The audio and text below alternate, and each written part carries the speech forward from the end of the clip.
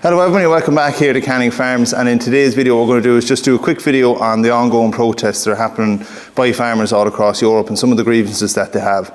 Now before we get into this, I just want to say that first of all I'm no expert on any of these topics. This is just my opinion, and an opinion's like an arsehole, everyone has it. This is just mine. A few people are asking what do I think about what's it all about, so I said I'd just do a quick video while we're in between jobs and we'll talk about some of the issues that people have across Europe. So I think that one of the main issues that a lot of farmers across Europe have is that they feel that there is an attack on their livelihood at the minute. Due to regulations, laws being brought in, a reduction in price for the product they're getting, and the massive increase in the cost of living and production costs, we're being squeezed out as a sector really. Agriculture at the minute is heading the way that the fisheries has in Ireland, in that if we don't look after it now and don't protest and stand up for what we have at the minute, we will lose it. In my opinion, the one resource that Ireland has here, we don't have any oil, any diamonds, any gold, anything like that. We had a bit of zinc in Navan and that went belly up. So we had a bit of gas off the west coast and we sold it to the highest bidder. So we don't have any natural resources. And the one natural resource that we have is our agricultural sector, is the fact that it rains nearly 365 days a year here, and we can grow grass. We can grow grass as well as anyone, we can milk as good as anyone, we can raise beef, and we can also do tillage as good as anyone. Nitrates is a big aspect of some of these rules that have been brought in, and basically for anyone who isn't in farming or whatever, the basic way of describing nitrates is that every animal fertiliser bit of slurry that you have is basically given an N value. At the minute, Ireland has a thing called derogation.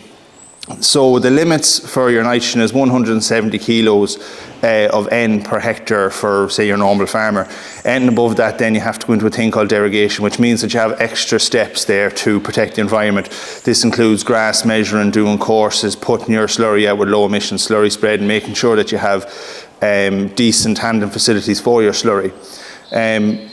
Nitrogen is basically, like I said, your animal is given a value of N that it produces.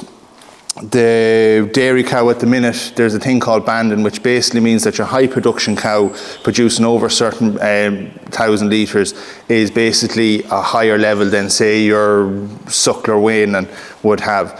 That is putting a huge pressure on the dairy industry at the minute, because it means that a lot of farms that are just about viable at the minute is being squeezed out and having to take on extra work in an already heavy workload.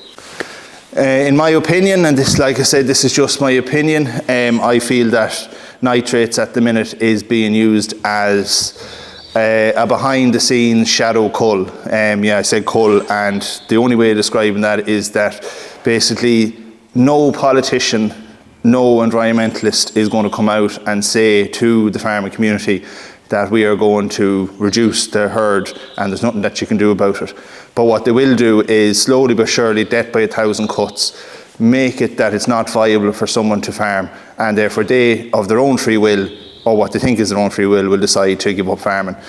We see it here even, that I'm on the limits of my N.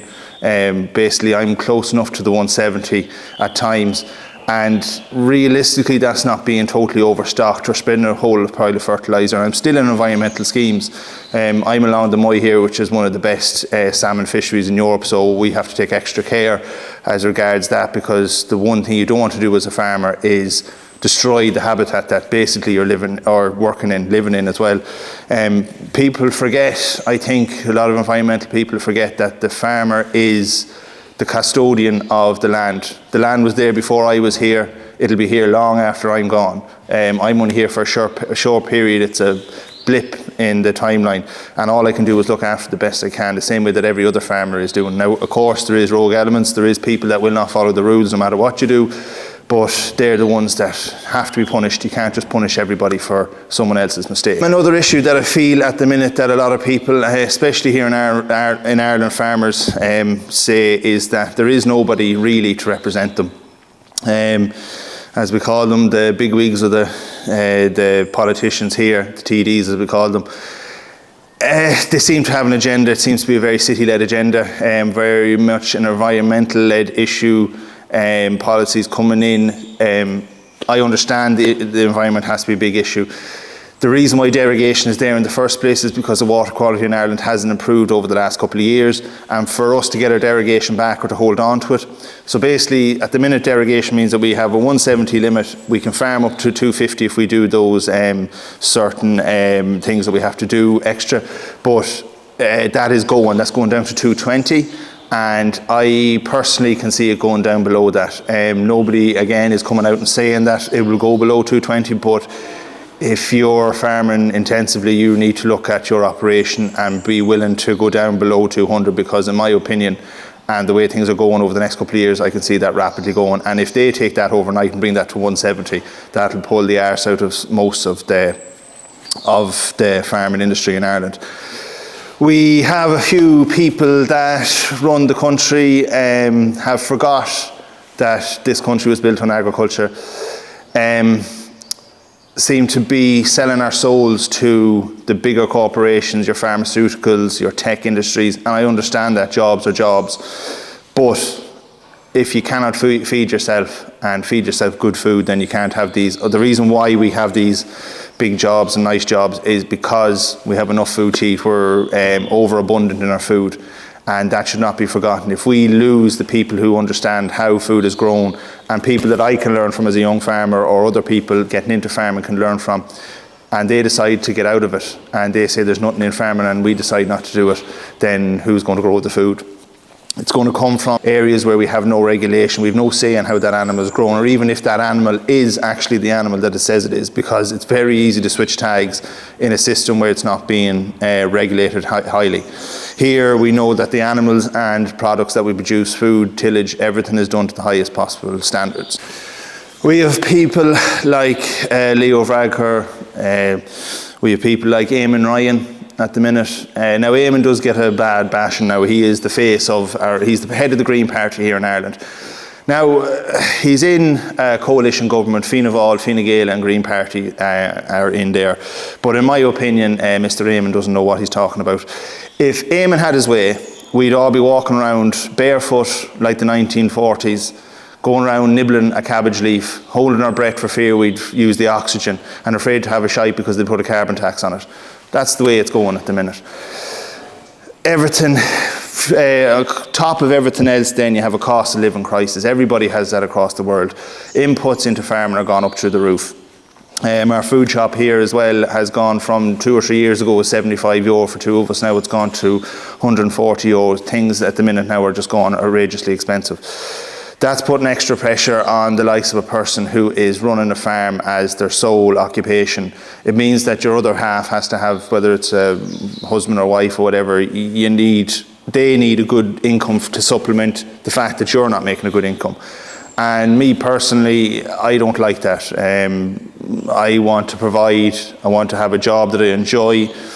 And the fact of the matter is that no piece of paper came through the door at any stage and asked me how I feel about reductions in cow numbers, what I think that should be done in the next couple of schemes environmental wise. No one asked me about any cap reforms or anything like that. And I think that goes for everybody across Europe. I think it's a thing that these things are coming in, affecting us, and yet we haven't been asked our views on it. At the minute, there's a total degradation as well, or deterioration in rural Ireland. Basically, governments across Europe basically want people from the countryside to move into the towns and cities where it's cheaper for them to provide services and basically keep people all together.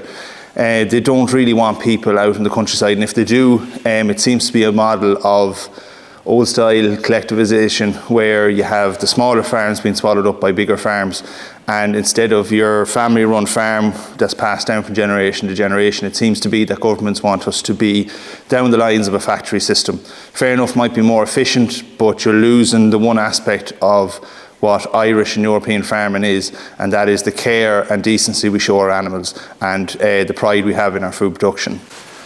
Really, in no other sector are you basically told to reduce production. I heard a fella talking about this at one of the protests, and it was very true that he said that in every other profession you are actually told to improve efficiency, productivity, profit, produce more and provide more jobs. As we do that in agriculture, we seem to then be demonised that we are the problem, forgetting that there is a lot more cars on the road, forgetting that everybody goes on holidays, forgetting that our clothes, our food, everything comes from abroad, all these issues, and the fact that a lot of developing countries at the minute, instead of going straight to green industries, the cheapest way for them, and it's the same for us, we did it. Like, we can't say you can't do it because we had to do it to get to where we are, but they're relying on fossil fuels, coal burning, diesel, petrol for their generators. A lot of them don't have the green industry that we have because we have developed. That will take about 50, 60, 70 years to catch up to the level that we're at here. At that stage then, we are totally reliant on our food coming from abroad, as I can see it. That's just my opinion now on the farmer. Just a quick video, a little bit of a rant there, but basically I think that it's frustration and it's going to boil over into anger if people are aren't very careful. We have not had a strong Minister for Agriculture that will help us in our fight, that will help us improve not just our livelihoods but the environment. So basically, anybody who's out there who's farming, stick with it. I wasn't farming before this, so I can see the other side of the point of view, but stick at it, it will get better, and hopefully someone will stand up for us.